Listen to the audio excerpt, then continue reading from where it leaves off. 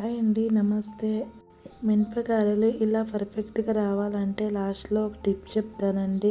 వీడియోని స్కిప్ చేయకుండా చూడండి. వెల్కమ్ బ్యాక్ టు అమ్మతో వంట.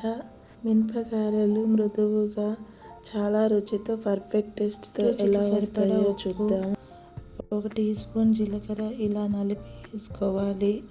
మీడియం సైజు సన్నగా కట్ చేసిన ఉల్లిపాయ ముక్కలు, 4-5 పచ్చిమిర్చి ముక్కలు మొత్తం ఒకసారి కలుపుకోవాలి.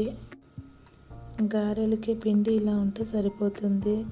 కడాయిలో 2 కప్పుల నూనె వేసుకోవాలి. వేసి గారెలు ఇలా చేసుకుంటూ ఒక్కోటి వేసుకోవాలి.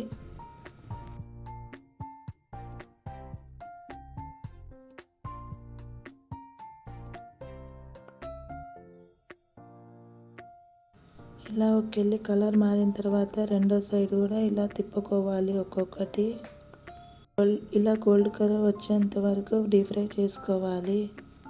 అంతేనండి, గారెలు చేసుకోవడం చాలా ఈజీ.